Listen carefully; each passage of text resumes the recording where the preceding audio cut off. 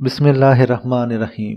इलामा लाहौती पर इसरारी की खूबसूरत किताब जिन्नात का पैदाइशी दोस्त। कल की बात है, रमज़ान का रोज़ा इफ्तार किया, खजूर खाई तो अचानक जिन्नात की एक पूरी जमात आ गई। और वो दोस्त थे जो साल हर साल से मेरे हमनशीन थे। कहने लगे हमें इफ्तार करना है। मुझे कुछ थोड़ी सी परेशानी भी हुई। अचानक इंतज़ाम, लेकिन खुशी बहुत ज़्यादा हुई। इनका फौरन इंतज़ाम किया। ज़ाहिर है अब इनकी खुराक इनके मुताबिक होती है। मैंने बहुत ज़्यादा खुराक का इंतज़ाम किया, खाना पीना, फल, गोश्त, क्योंकि गोश्त इनकी बहुत लजीज ग़िज़ा है और ख़ास तौर पर कच्चा गोश्त, और हो बड़ा। इन सारी चीज़ों का इंतज़ाम करके मैंने इनके सामने सब रखा। बहुत खुश हुए। खाना शुरू किया, लेकिन इनमें एक जिन ऐसा था जो मेरा वाकिफ नहीं था।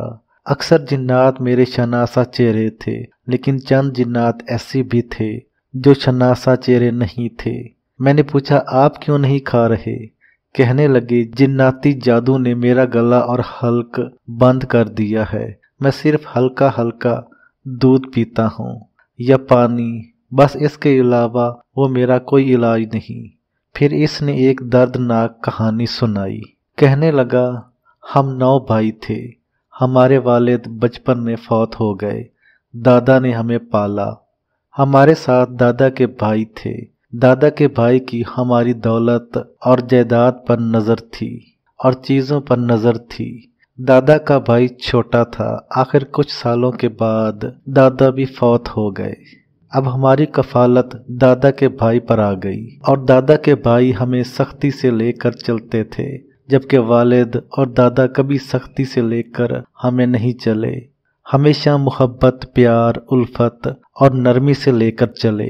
हम खामोश रहे।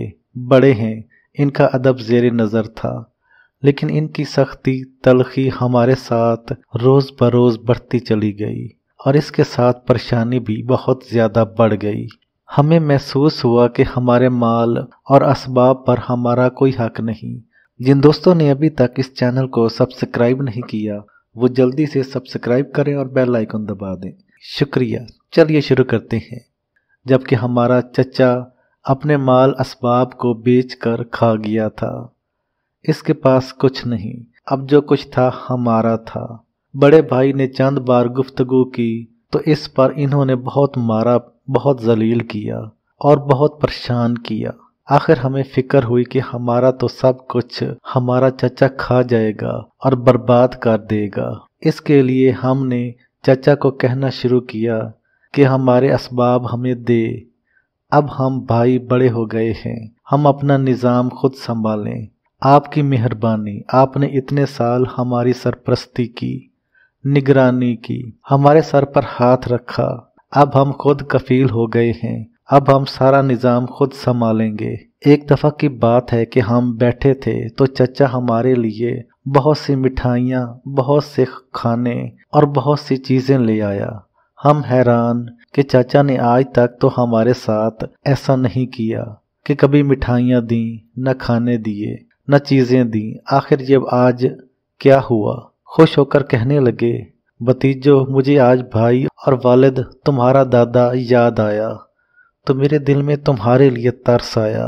तो मैंने कहा कि आज तुम्हें मैं खाने दूं, पीने दूं, चीज़ें दूं, लिहाजा ये खाने पीने और चीज़ें तुम्हारे लिए लाया हूं। बहुत खुश होकर हमें खाने पीने के लिए दिया। खाने और चीज़ें बहुत लजीज थीं। बहुत अरसे से नहीं खाए थे, क्योंकि इतनी दौलत होने के बावजूद भी हम एक एक चीज़ को तरसते थे। कभी मौसम का फल हमने नहीं खाया था, कभी कोई लजीज चीज़ हमने नहीं खाई। हाँ, पेट भर कर हमने सिर्फ 2 वक्त खाया था, जब हमारा वालिद फौत हुआ या दादा फौत हुआ था। हमने खा लिया, बात आई गई हो गई। लेकिन बाद में पता चला कि वो सारा जादुई खाना था और एक काला जिन था जो ये जादुई अमल करता था कि इस खाने से इनके मुंह बंद हो जाएं, ये कभी ना बोलें और चचा जो कुछ मर्जी में आए करता रहे और कभी भी इनके मुंह न खुलें। मेरे ऊपर जादू का असर कुछ ज्यादा हुआ, वो भी इसलिए कि मैंने सबसे ज्यादा खाया था। इनमें एक मीठा था, क्योंकि मुझे मीठा पसंद है। वो मीठा मैंने बहुत खाया। सबसे ज्यादा जादू इस मीठे में था। इसके बाद मुझे कोई चीज अच्छी नहीं लगती। मीठा दूध है, वही मैं पी लेता हूँ। दिमाग बंद, ज़हन हर वक्त जकड़ा हुआ और सुन रहता है। ये हाल मेरा नहीं, तमाम भाइयों का है। चाचा बहुत खुश, बहुत मुतमईन है। इसका बाद में पता चला कि जिस बंदे ने जादू किया था, इसका एक बेटा मेरे भाई का दोस्त बन गया। इसने कहा ये जादू हमने किया है और ये सारा जादू, इसका सारा निजाम हमारे जिम्मे था। हमने ये सारा जादू इसलिए कराया कि आपकी जायदाद मेरा वालिद खा जाए और सारा सरमाया खा जाए। हर वक्त सोचता रहता हूँ, गुमसुम रहता हूँ। ज़हन, दिमाग, दिल, जिस्म, हर चीज उलझी रहती है। मेरे पास मेरा अपना कुछ नहीं, बल्कि मैं ज़हनी माजूर हो गया हूँ और ज़हनी तौर पर मेरे पास हर वक्त सिवाय मायूसी के और मेरी ज़िंदगी में बेकारी है। बात करते करते वो रो पड़ा और इसके पास आंसू थे और कुछ नहीं था। कहने लगा कि आज हम बिल्कुल फ़कीर, गरीब और मुफलिस हैं। मुझे इन जिन्नात दोस्तों ने बताया कि आज किसी दरवेश के पास हम जा रहे हैं। मैं भी चल पड़ा कि मेरा भी कोई हल, मेरा भी कोई इलाज, मेरे भाइयों का भी हल हो जाए। जादू इतना सख्त था कि मेरा एक भाई पागल और माजूर हो गया है। मेरा घर मफलूज हो गया है। सारा घर बीमारियों, तकलीफ, दुखों और परेशानियों में मुब्तला है। तमाम घर उलझा हुआ है। घर में रिज्क नहीं, रोटी नहीं, सेहत नहीं, इज्जत नहीं, जिंदगी का कोई ऐसा मसला नहीं जो हमारे साथ ना हो। सारा घर परेशान है और जिंदगी इसी तरह वीरान है। मैं क्या करूं? आप अगर कोई हल कर सकते हैं। ये कहते हुए वो बिलक बिलक कर रोने लगा। इतना रोया कि मेरे भी आंसू और बाकी जिन्नात भी सारे रो पड़े और मुझे एहसास हुआ कि दौलत कितनी बुरी चीज है, कि इसने अपनी खूनी रिश्तों को तोड़ दिया और चंद टकों की खातिर खूनी रिश्ते बर्बाद करके रख दिए। मैंने इन्हें तसल्ली दी। इसी दौरान हमारे एक पुराने जिन दोस्त, वो बहुत बड़े आमिल बल्कि कामिल हैं। वो इतने बड़े आमिल कामिल हैं कि मैंने इनके चंद अमल देखे। इनमें से सिर्फ 2 चीज़ें बताता हूँ। एक दफ़ा किसी रूहानी सफ़र में थे। बाज़ औक़ात ऐसा सफ़र भी करते हैं कि जिसमें हम जाकर सिर्फ जिन्नात की खैर खबर लेते हैं और इनको ज़िक्र, अज़कार, तस्बीह सिखाते हैं और इनको कब्र आखरत का निज़ाम बताते हैं। वो जिन्नात बहुत खुश होते हैं, हमारी बात को बहुत इज्जत, एहतराम, अदब, अकराम से लेते हैं। वो जिन मुझसे कहने लगे, इसका हल मैं करूँगा, मेरे पास इसका तोड़ है, लेकिन मैं पहले इस जिन के कुछ कमालात बता दूं। एक दफ़ा हम जा रहे थे, पहाड़ी सफ़र, खुश्क पहाड़ियाँ थीं, कोई सब्ज़ा नहीं था, पत्थर ही पत्थर थे। अचानक वो जिन रुका, कहने लगा, एक काले जादूगर जिन ने एक शरीफ जिन को इस पहाड़ के अंदर बंद किया हुआ है। आज इसको 87 साल हो गए हैं। वो इसमें बंद है। अगर ना निकाला तो कई सदियां और गुजर जाएंगी। आए इसको निकालते हैं। मुझे हैरत हुई, पहाड़ के अंदर कैसे बंद किया हुआ है। हम जिन्नाती सवारियों पर जा रहे थे। जिन्नाती सवारी वहां उतरी। जिन ने इस जगह पहाड़ पर खड़े होकर पढ़ना शुरू कर दिया। मैं हैरान था। वो कुरानी आयात ही पढ़ रहा था। वो आयात को मुसलसल पढ़कर बार बार हाथ इस पत्थर पर मार रहा था। कोई 7-8 दफ़ा इसने हाथ पत्थर पर मारा ही था। अचानक गड़गड़ाहट की आवाज़ पैदा हुई और पत्थर दरमियान से फट गया और एक सुरंग बन गई। अंधेरी सुरंग और बहुत तवील थी। सुरंग के खुलते ही अंदर से चीखों पुकार की आवाज़ें और शोर शराबा की आवाज़ें आना शुरू हो गईं, जैसे किसी पर तशद्दुद हो रहा या कोई दुखों और गमों से करा रहा। हम गार में दाखिल हुए तो अंधेरा था, लेकिन इस जिन ने अपने अमल के ज़रिए एक रोशनी पैदा की और रोशनी में हर चीज़ नज़र आना शुरू हो गई। आगे बढ़े तो हमें जिन्नात का एक बहुत बड़ा ताकतवर दस्ता मिला, जिसके पास खतरनाक हथियार थे। वो गुस्से में गज़बनाक था। इनकी आंखों से शोले निकल रहे थे। कहने लगे, तुम यहाँ क्यों आए? पहाड़ तुमने कैसे फाड़ा? हमारे आका ने ड्यूटी लगाई है कि इस जिन को रोज़ अज़ियत दें, और ये चीखें इसी जिन की थीं। ہم تمہیں اندر داخل نہیں ہونے دیں گے۔ وہ نیک عامل جن خاموش رہا۔ اس نے پڑھنا شروع کیا۔ پڑھتے پڑھتے میں نے محسوس کیا کہ ان کے ہاتھ ڈھیلے پڑ گئے اور ہتھیار گر گئے۔ تھوڑی دیر کے بعد ان کے قدموں میں لرزش پیدا ہوئی اور وہ گر گئے، ایسے جیسے مٹی تھے۔ ان کو گرا چھوڑ کر ہم آگے گئے۔ بہت بڑی دیوار نظر آئی، اور ایسی دیوار تھی جو اس پہاڑ سے بھی زیادہ سخت تھی۔ وہ عامل جن وہاں پھر پڑھنا شروع ہو گیا، اور پڑھتے پڑھتے اس نے الفاظ پڑھے، اور پڑھنے کے بعد اپنی انگلی اس دیوار پر پھیری۔ انگلی کا پھیرنا تھا کہ دیوار ایک دم ایسے ہٹی جیسے کوئی گیٹ کھلتا ہے۔ اندر آگ ہی آگ تھی اور سامنے آگ کی دیوار تھی، یعنی وہ دیوار تو ہٹ گئی، آگ کی دیوار آگے نہیں جانے دے رہی تھی۔ آگ کی دیوار آگے سے روک رہی تھی۔ آگ کی دیوار دیکھ کر ہم پھر کھڑے ہو گئے۔ وہ کامل عامل جن پھر پڑھنا شروع ہوا۔ پڑھتے ہوئے ایسے محسوس ہوا کہ تھوڑی دیر میں اوپر سے بارش شروع ہو گئی۔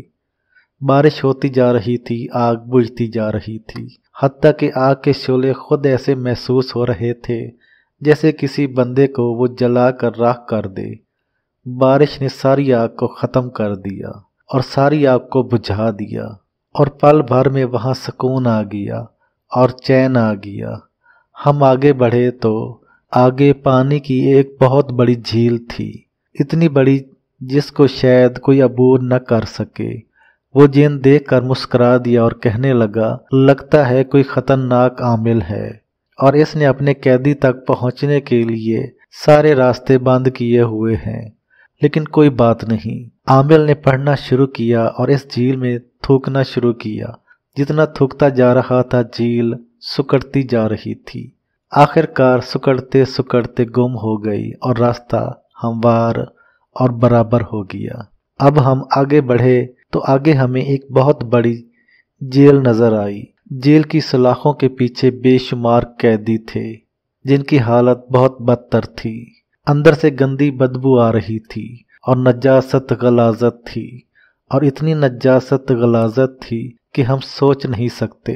اس کی سلاخیں موٹی، دیواریں مضبوط، ہر طرف پتھر ہی پتھر، کوئی ایک ایسی جگہ نہیں تھی جہاں سے کوئی انگلی بھی داخل کر سکے۔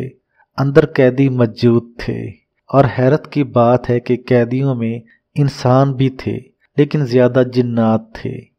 وہ حیران ہو گئے کہ اتنے سالوں کے بعد کسی کا چہرہ دیکھا ہے، آپ یہاں تک کیسے پہنچے، رسائی کیسے ہوئی؟ بہت ہی حیرت ہوئی اور بہت ہی پریشانی ہوئی، اتنی حیرت اور پریشانی کہ زندگی پریشان ہو گئی۔ ابھی ہم یہ سوچ ہی رہے تھے، دائیں بائیں سے جنگجو دستے چیختے چنگھاڑتے اور للکارتے ہوئے آئے، تم کون ہو؟ کہاں سے آئے ہو؟ جان نہیں بچے گی، مارے جاؤ گے، برباد ہو جاؤ گے، ختم ہو جاؤ گے، قتل ہو جاؤ گے۔ یہ ساری للکار وہ کر رہے تھے، لیکن ہمارے ساتھی مجھ سمیت سب مطمئن تھے۔ وہ عامل جن پڑھ رہا تھا اور دائیں بائیں تھوکے مار رہا تھا۔ جتنی جتنی تھوکے مار رہا وہ رک رہے تھے، آگے نہیں آ رہے تھے، جیسے کہ طاقتور دیوار ہے اور اس نے انہیں روکا ہوا ہے، اور طاقتور دیوار نے راستے ختم کر دیے ہیں، اور طاقتور دیوار نے انہیں کھانے کا پروگرام بنا لیا ہے، جبکہ وہ خود کھانے آئے تھے۔ اب اگلا مرحلہ جیل کا کھلنا تھا۔ موٹے تالے تھے، نظر نہیں آ رہے تھے، ہر طرف دیوار اور سلاخیں تھیں، ہر دروازہ بند، بالکل ایسے تھا جیسے ہر چیز بند ہو۔ اب حیرت ہوئی، اب یہ عامل جن یہاں کیا کرے گا؟ اس کے چہرے پر اطمینان، کلام الہی کی تاثیر پر یقین تھا۔